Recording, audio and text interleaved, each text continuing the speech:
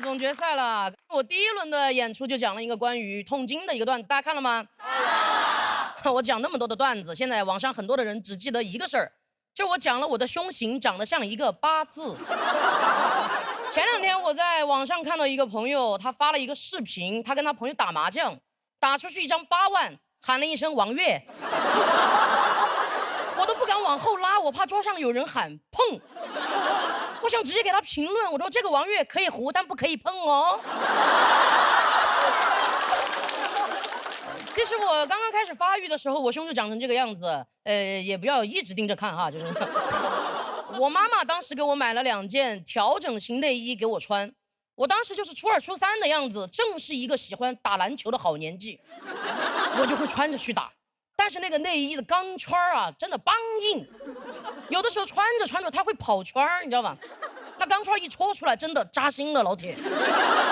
而且调整型内衣有一个特点，它特别紧，我每次穿上它，我需要调整我自己的呼吸。我穿着内衣在操场上，每次刚刚这么一投篮，那个内衣直接穿上来，卡在我的脖子上，顶到我的下巴。就那场比赛全程甚至都没有人防守我，我被我自己的内衣防得死死的，我都不敢拿着球，不敢投篮，一投篮下巴就被盖2个大帽。而且它还有一个特点，海绵太厚了，那个海绵厚到你有的时候直接扯出来，可以拿去洗碗。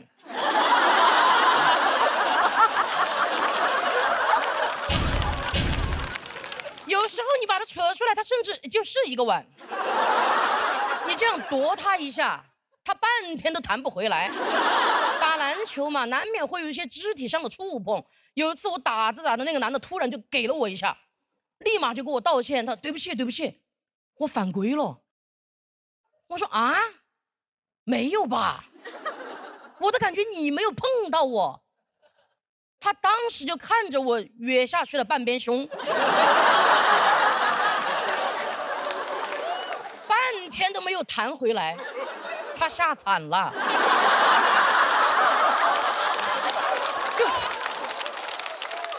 就围着我一直看，他说你这个，你确定你没得问题哦？你八字都只剩1撇了。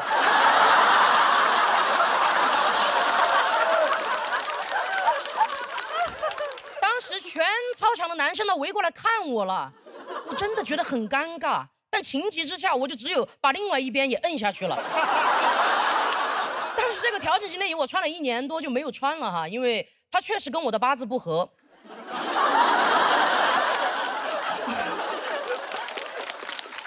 我妈妈也放弃了，她发现我把每一件调整型内衣都穿成了我自己的形状。我的胸有自己的 slogan， 强者从不抱怨环境，做自己。但我最近因为出差越来越多啊，一次性内裤变成了我现在的生活必需用品。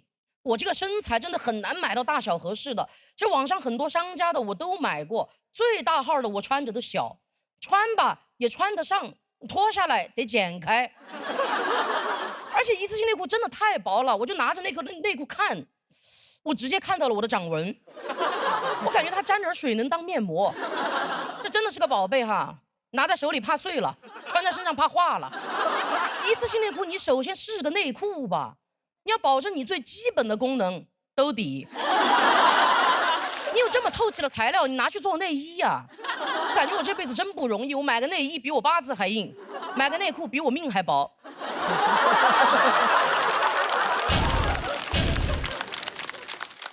今年3月份我去加拿大演出去了，也演到国外去了哈，现在哈。315刚好就爆出来一次性内裤有问题，而且是安全问题，我当时真的天都塌了。你说你小我也认了，你薄我也认了，你跟我说这玩意儿有毒，那臣妾真是错付了。就好像你扛着香火去庙里，山高你也认了，路远你也认了，一到庙门口跟你说住持被抓了。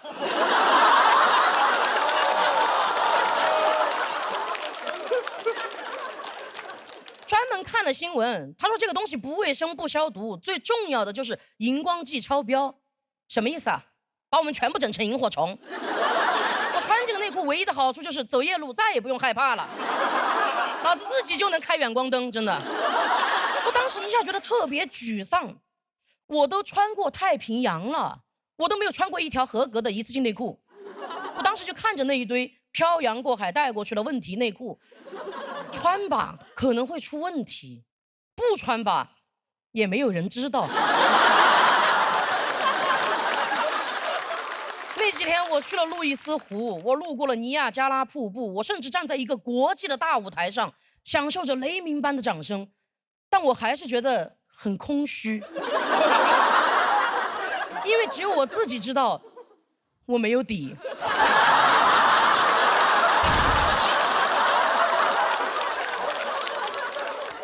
我妈妈当时看了新闻过后也是爱女心切，一气之下把我在家里面囤的40条一次性内裤全部给我拿去洗了，加工成2次性内裤。她非要说这个东西拿开水烫了就变干净了。我说那些做脏内裤的是因为烧不开水吗？还隔着时差给我发视频，就坐在客厅里面把我一次性内裤一捆一捆的往开水里下，下进去就散开了。我感觉他在烫响铃卷儿。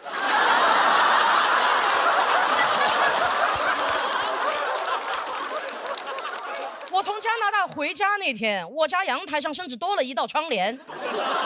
我心想也别加拿大了，大家拿，谁愿意拿谁拿。我看了都害怕，我怕邻居举报我们家，说这里才是制造一次性内裤的窝点。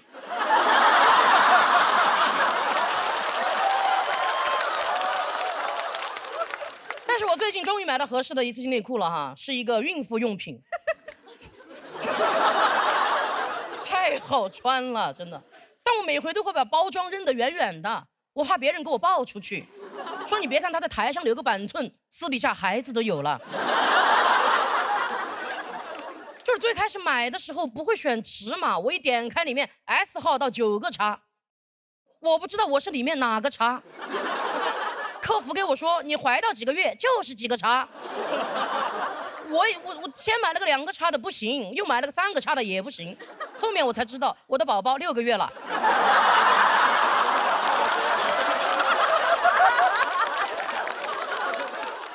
但现在商家都懵了，我这个账号买6个叉，足足买了6个月了，这怀的是个哪吒吧是？这个社会到底怎么了？逼得单身做孕妇，逼得月子坐月子。我的要求真的很低，我就想要一件舒服的内衣，一条合格的内裤。你不要把我整得喘不过气又兜不住底的。而且那些做毒内裤的商家，你抓进去过后，日子也别让他们过得太舒服，就给他们穿调整型内衣，钢圈最硬的那种，穿大概3年以上10年以下的，把他们全部都聚拢起来，唱铁圈累。反正他们又不怕累，他们的良心又不会痛。我觉得这个才是调整型内衣最该调整的地方。谢谢大家，我是王悦，谢谢。我是王悦。大家好，我是一个女演员啊，看得出来哈。上节目了，现在百度上都能搜到我了。昨天我妈给我发了个截图，上面写着王悦，喜剧之王单口季选手，性别男。别人上节目是痛失艺名，我痛失性别。我上初中的时候就已经长得有这么壮了，所以在学校里面老是被别人当成男孩用。有的时候开学嘛会换教室，把我分配去抬桌子凳子，我一口气抬了40多张啊，把我累的都有点微微出汗了都。我一转头，我看3个男孩去领新书，抬着同一摞书，还要在那儿1、2、7。我们整层楼的女生都疯了，全部站在那个走廊里面，快看呐，快看，他们好帅啊，他们抬得好稳啊。我都心想，我说怎么这么轻易就能得到这么多的称赞？当男的好好啊。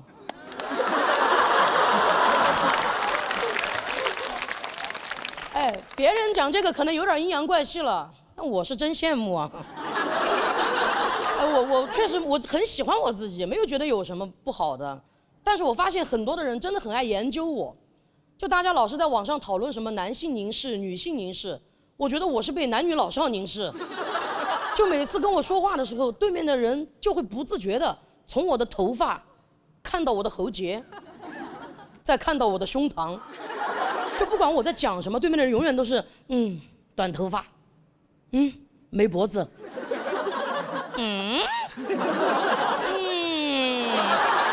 而且我每次还要站在那儿等他们研究完我才能走，你知道吗？这很尴尬。但我觉得这个世界上啊，最见过世面的就是卖卫生巾柜台那儿的那个阿姨。哦，我也是会来例假的哈。但我每次往那儿一站，她看都不看我，直接过来问我平时量大吗？我说阿姨，你要不要看看我？你没有什么别的疑问吗？她说有，平时量大吗？我觉得在这么一个需要凝视的地方，这个阿姨居然选择了无视我，而我觉得好有安全感啊！我真的很想一直就待在那个柜台里面，但我想了一下，还是要鼓起勇气往外面走一走。我不可能这辈子只买卫生巾吧，我量也没那么大。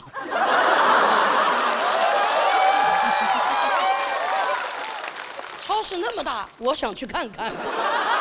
而且很多人都说小朋友3岁看到老，我3岁你们能看到吗？我妈都看不到。我妈在我3、4岁的时候给我订了一门娃娃亲，就是我们隔壁家的男孩啊，20多年了，我们2家人就各自搬迁，再也没有见过面。前段时间他们一家人突然就去成都旅游了，突然就去我们家拜访了，这个事情对我们双方来说都挺突然的。我是最后一个知道这个事情的。我下班回去的路上接到我妈急匆匆的电话，她说你下班了吗？赶紧出去躲一躲，千万别回来。我说怎么了？怎么了？她说大3天一家人来了。哦，就是男主，他比我早出生3天啊。我们邻居都管他叫大3天，管我叫小3天。这就是最早的情侣 ID。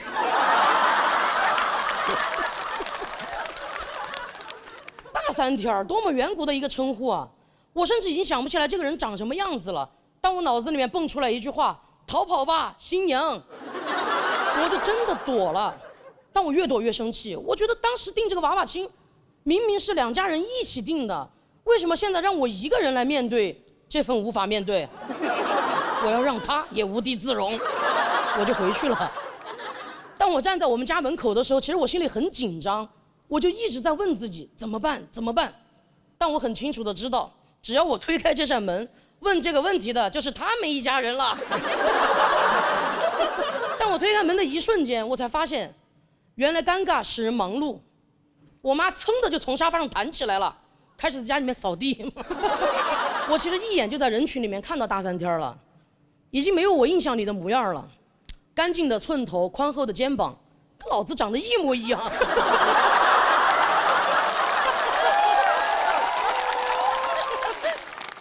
怎么还长出夫妻相了呢？是吧？哦，不是刘仁成啊，不是刘仁成啊。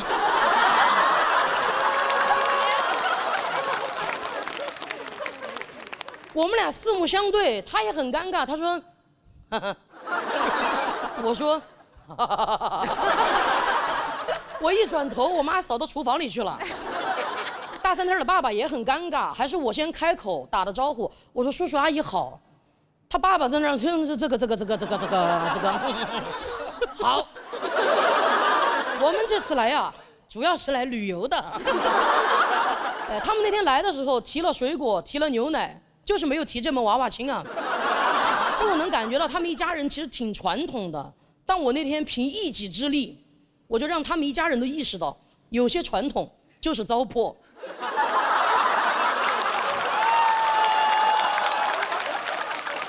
但话说回来，他们一家人走了过后，其实我心里还是有点难受的。我就去问我妈妈，我说你为什么下意识的就会让我躲起来？我是什么见不得人的东西吗？是？你在家里面扫的都有静电了。我们俩头发在那儿立着。但我妈给我的回答其实挺戳我的。她说我虽然不想你伤害到别人，但是我更不想别人伤害到你。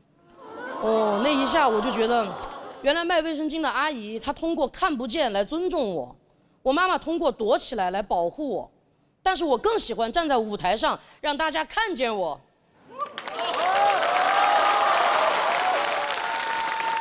什么男女老少宁无所谓，我就站在这儿，大家可以尽情的凝视我。谢谢大家，我是王悦。大家好，我是王悦。朋友们见面了，真的。哎，去年我上完节目过后，应该很多朋友认识我了吧？有认识的吗？有吗？认识。去年确实一整年，我也在线下巡演我自己的专场，也演了很多场。说实话，这个工作越来越忙，我现在身体跟不上了，我痛经。哎，我也是会来月经的啊。真的，我把你们当自己人才说的。其实我每次来月经，我从第一天我就开始痛。那种痛可能很多男生不太能懂哈，就是你上学的时候，几个人端着你的腿去撞树，就连撞7天啊。我上一次来上海，我出差也是在虹桥机场，那天突然我在机场走着，突然就来月经了，一下把我痛的就晕倒在地上。当时来了3个男的抬我，没抬起来，抬不起来，顺手就把我放在地上了。旁边围过来好多人就在问，他说怎么了？我躺在地上很虚弱，我说痛经。旁边人说小伙子痛得都神志不清了吧？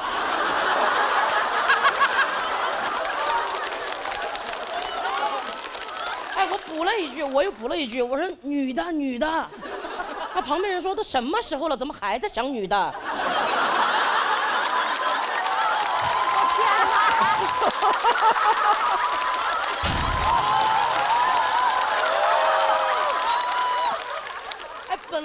本来我是一个很能忍的人，真的。有的时候我就想着，我说忍一忍就过了，大不了我就忍到绝经那天嘛。但我除了痛经啊，我还月经不调。可能很多男生又不太能懂哈，就是你上学上得好好的，突然有几个人他端着书就来撞你。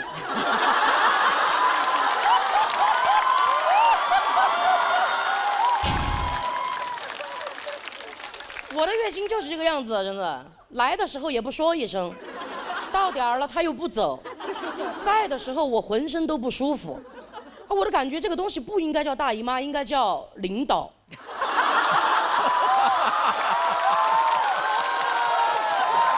哎，你们应该都有领导吧？大家都有领导哈。有的时候是不是也坐在位置上在那想说忍一忍就过了，大不了我就忍到退休那天嘛。你掐指一算，你说哎，退休那天刚好就是绝经那天。而且我觉得世界上最幸福的女人就是那些退了休又绝了经的女人。但现在应该没有这样的女人了哈。现在虽然绝经提前了，但是退休延后了啊。这个月经不调，我不知道你们谁不调哈，我要调。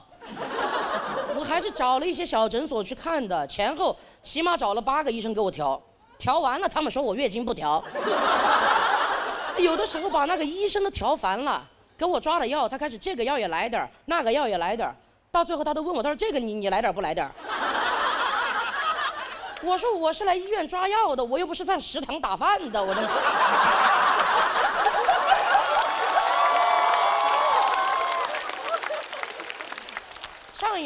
上一次我在虹桥机场把我痛晕了过后，我就回成都，我说下定决心我去大医院挂个专家号，好好看一下我这个妇科。那天我老早就去了，一到诊室，医生问了一些基本问题，他就给我提了个要求，他说你能不能把你衣服撩起来，我检查一下你的胸。我怎么好意思嘛，我胸又长得不好看。我虽然没有身材，但是我有身材焦虑哈。他长得像一个8字。好了，你们也不要盯着看了。而且那段时间本来就因为月经不调，我的8字还挺硬的。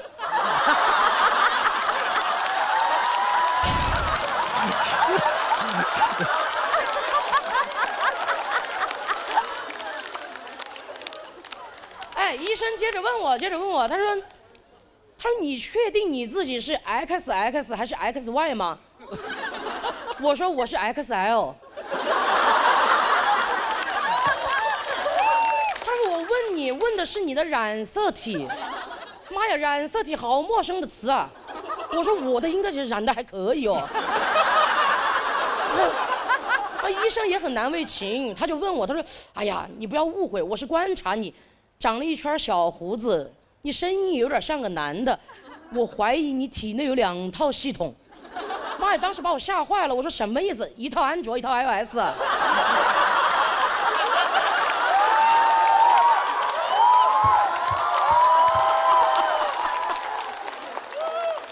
而且本来上医院想检查一下月经来不来的事儿，那天变成月经该不该来的事儿呢。我当时月经一下就不痛了，我头有点痛了，你知道吧？然后医生就让我赶紧去做一个全面的妇科检查，我就去了。说实话，做检查的过程当中，我心里还是很纠结的。我都在想，要是我检查出来我体内真的有男性系统，我怎么办？我的朋友们怎么面对我？我出走半生，归来竟是少年。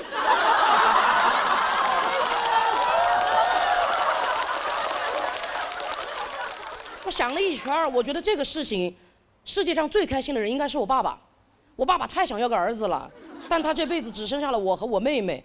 不过我觉得这个事情什么时候跟他说，他应该都会很开心的，哪怕他去世那天。我就站在他面前，把我的检查报告拿出来，我说：“爸爸，其实我不是你的小棉袄，我是一个假两件。”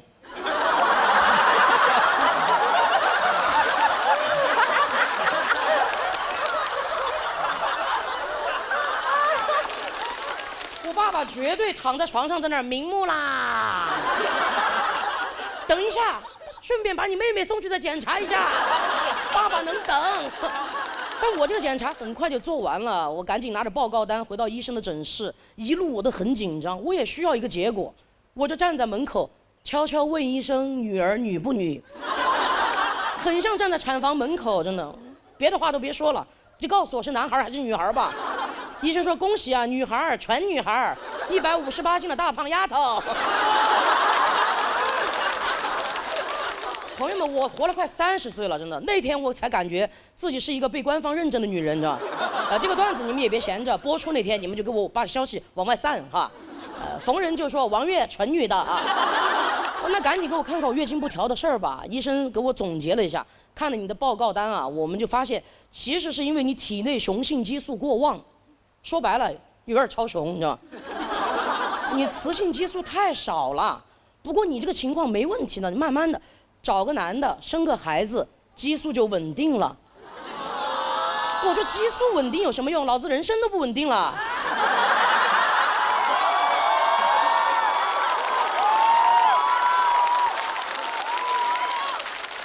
再说了，我是来医院看病的，我又不是来求子的。你让我这个样子，我上哪里去给你找个男的？我一想，我说，哎，虹桥机场那儿3个男的。还挺有责任心的啊！但我后来在想，居然在那一刻，我真的在考虑，要不然就听医生的吧，我找个男的当个药引子。但我觉得我这样不对，这样不对啊！大家都说不要物化女性，我居然在那儿要物化男性，你知道？我就问医生，我说其他真的没办法了吗？医生说实在没办法的话，我当时就知道他有办法。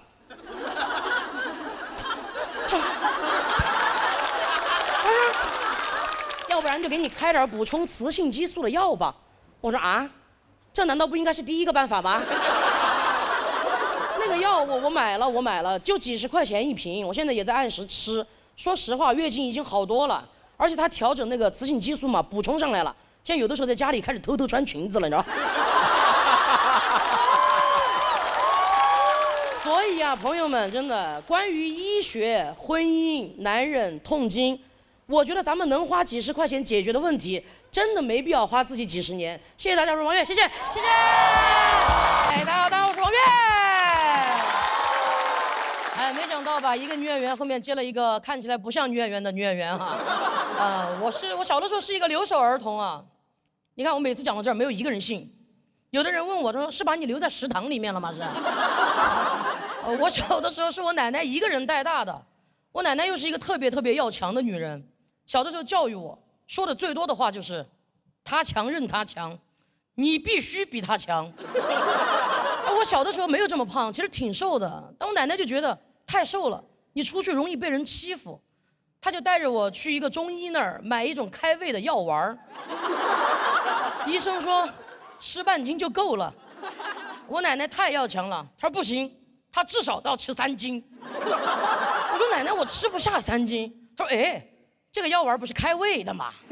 咱们先吃半斤，你开胃，那2斤半不是就吃下去了？我后面就越吃越胖，越吃越胖。我奶奶都着急了，跑到那个中医那儿去问，她说你这儿有没有什么其他的药丸，把它给我整回去。而且我小的时候不仅发胖啊，脾气也挺急躁的，有的时候晚上写作业，写着把那个作业本全部划烂。我奶奶为了纠正我，让我变得更平静，就在我们家的客厅上贴了一句名人名言，就是急躁引起高血压、心脏病，损伤脑神经，发疯发癫，横杠刘世清。就你们也不认识这个人吧？这是我奶奶的名字。而且她要求我每天起床过后在客厅里面大声朗读20遍这句话。我前面其实读的挺平静的，我在那儿急躁引起高血压、心脏病，读到15遍过后，我越读越急躁。我在客厅里面急躁，我奶奶在旁边，对了，平静。有的时候你喊完吧，你不仅有点高血压了，你甚至有点低血糖了，你知道吧？而且我奶奶那个时候就从我幼儿园啊，她就觉得一个强者就应该多才多艺，她让我去学小提琴。我那个时候年龄太小了，手又比较短，捏不到前面那个琴弦。每天早上，我奶奶负责帮我把琴头提起来，我就用我的下巴和锁骨夹住琴，然后拉琴。那会儿还有锁骨啊。我一度以为小提琴就是别人负责小提，我负责琴。就到了1年级啊，他让我去学民族舞，因为有一天啊，他给我洗澡，他发现我屁股还挺翘的，腰就一定好。这2个事情根本就没有关系，而且最开始老师是不想收我的，我奶奶带着我去拜访了3次，每次去的路上就给我打招呼，她说你一会儿到了，你就给老师哭，你就说跳舞是你的梦想。我到了第3次，我真的哭不出来了，我奶奶哭了，她说其实跳舞是我们2个人的梦想。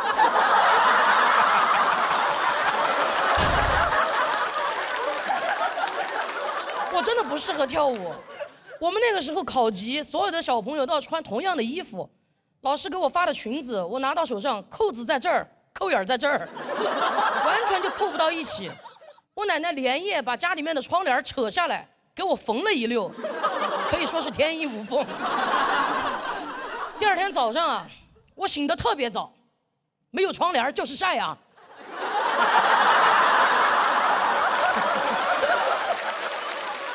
考级当天，我真的穿着那个裙子，我大气都不敢出，你知道吗？我就怕我跳着跳着，突然那个裙子就崩开了。你说真的崩开了怎么办？老师跟我说什么？老师只能说把你窗帘给我拉上。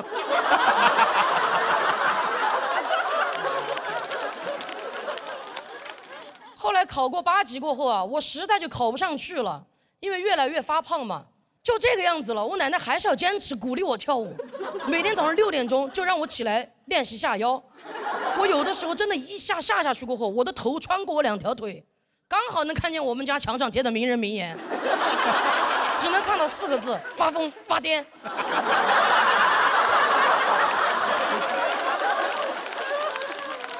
我们班的小朋友都围过来看，快来看，快来看，王月下的这个腰啊，像不像我们小学课本里面学的赵州桥？哎，我前段时间去河北出差啊，我真的亲眼看到了那座赵州桥，我一下就特别想我奶奶，真的。虽然她现在还活着。我奶奶还比较与时俱进，她知道我讲单口，经常会在朋友圈里面发我专场的演出信息，我的海报，当我的站奶。知道我今天要来上海参加比赛，一大早给我打了个电话，他说你就好好的去比赛，安安心心的，奶奶哪怕在天上都会保佑你的。我说奶奶你在说什么呀？他说其实奶奶买了早上最早的一班飞机，来你的现场给你加油。所以今天你们也不用找了，他不在，他不知道要提前报名回去了。我刚才看了时间点啊，这个时间他刚好又在天上保佑我啦，谢谢大家。哎，大家好，我是王悦。哎，大家好，我是个女演员啊，看得出来吗？大家？谢谢，我也是个中专生啊，是。怎么这个你们就看出来了是吧？哎，我当年中专毕业的时候，真的在成都很难找个工作，你知道吧？那年我刚好18岁，包里面只有500块钱，就是饭也吃不上，住的地方也没有。最紧急的事情就是立马要找一个工作。我刚好那天走到路上，有个人就来拍我的肩膀，他说：“嘿，帅哥，你找不找工作？我们这里388好工作包找到。”朋友们，你们看得出来我脑子是没有问题的啊。他当时说完过后，我直接给他交了400，但真的交了钱就很有用，你知道吧？我上午交的钱，下午就通知我晚上去加班去了。我们是一帮人去的，在一个写字楼里面。哎，去了过后，主管就给我分了一个小组，他说这个小组的名字叫恋爱 ING， 是一个线上恋爱体验小组。我说哦，那我要体验体验。然后给我发了一个微信号，他说从现在开始你就不是你自己了，你是大甜甜。朋友们，你们也看得出来，我跟这3个字啊，只有大跟我有关系。然后工作内容也很简单，就是负责跟这个微信号上面50个男的谈恋爱。50个男的呀！哈哈！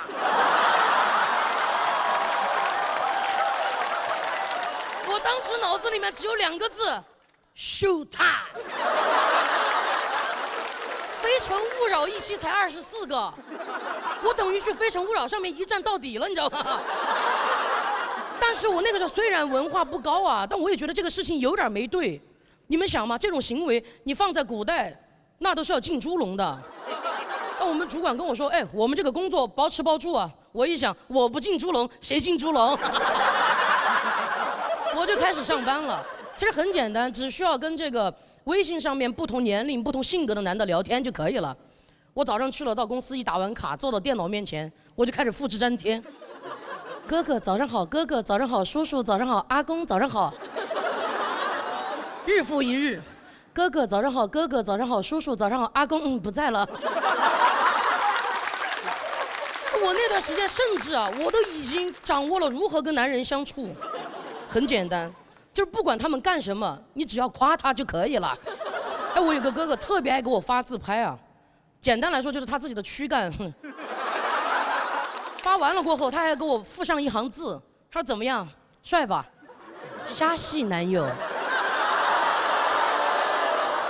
我都要回他，我说哥哥好帅啊，哥哥好生动啊，给你拍照的该不会是齐白石吧？但那段时间上班上的，我都有点分不清我自己到底是我自己还是大甜甜了。怎么说？就早上啊，挤地铁去公司的路上，要是有男的碰我一下，我都在想，男人碰到我，你跑不掉啦。但其实直到1个月过后啊，我们主管就把我调到另外一个部门了。他说这是一个线上算命体验组，让我用同一套话术给不同的人看手相，别人发手背的也让我一块看了。最关键的是，对面的人还觉得我算得很准，他非要给我转400块钱，让我帮他看一下事业。什么意思啊，朋友们？我越想越不对，我看了那个消息，我都想到我为了找工作交的那400，我被别人诈骗到诈骗公司，来诈骗别人。我一想大甜甜号一定有问题，我就开始满公司找这个账号，果然把他揪出来了。他已经在跟我49个哥哥说什么，你们肯定听过。我从小跟爷爷一块生活，我们家里有一片茶山。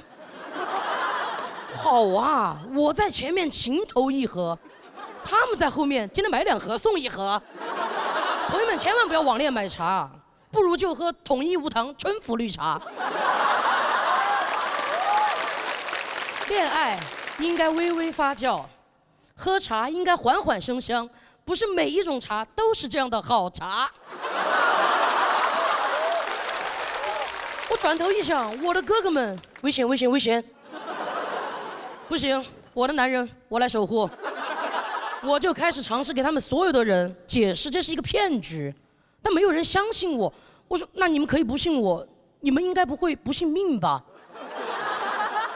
我决定用诈骗打败诈骗，老子直接用张大师的号加他们所有人，我就给他们看手相，凡是发了图过来的，我就会回他，我说看了您的感情线，最近情路坎坷吧，小心人财两空啊，尽快远离身边名字里面带叠词的，尤其是以 ABB 格式出现的女人。那边回我，大师说的该不会是高圆圆吧？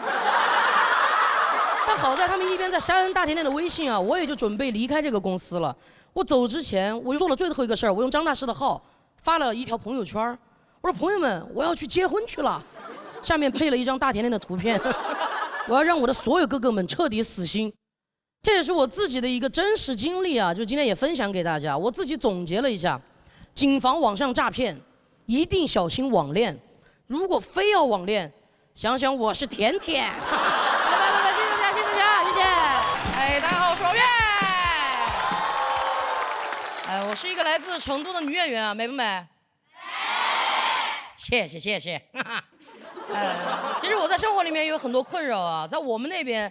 在路上遇到人打招呼，一般就会叫帅哥或者美女。我长成这个样子，每次路上不管别人叫啥，我总会下意识的回头。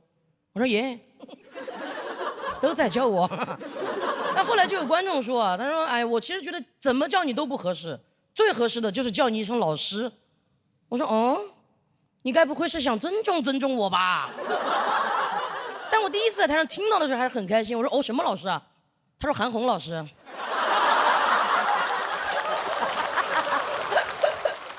在工作里面也是啊，我前段时间去参加了一个3天2晚封闭式的培训。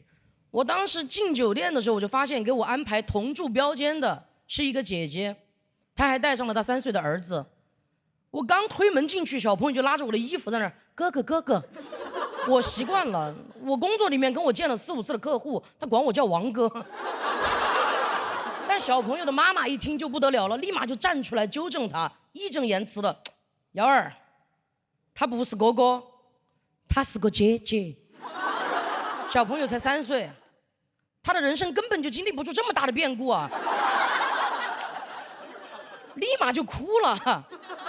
妈妈一着急，赶紧就改口了：“哎呀，你不准哭了，他就是个哥哥。”朋友们，小朋友不哭了，我有点想哭了。我感觉我这个人的性别吧，是男是女，我自己说了不算。要根据当时的人情世故来看，就感觉我这个人吧，性别还挺随和的。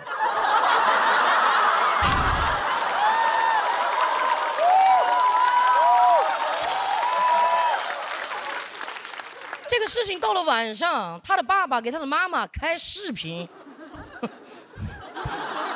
朋友们，那个拥挤的房间里面，我紧张的大气都不敢出，你知道吗？那边就在问，瑶儿，好不好耍？小朋友，好耍好耍，还有个哥哥跟妈妈一起耍。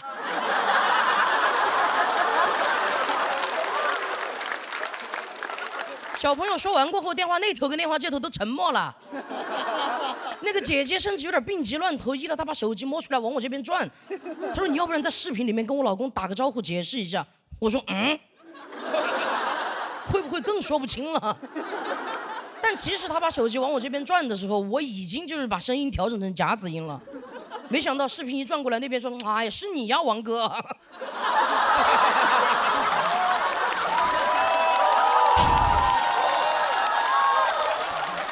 哎，其实我在生活里面经常都会被别人认成男孩子啊，我自己不介意这个事情，因为我从小就是个假小子，性格也比较独立要强。因为我爸爸妈妈在我很小的时候就离婚了嘛。哦，你们也不用这么沉重啊，也不是你们搞的。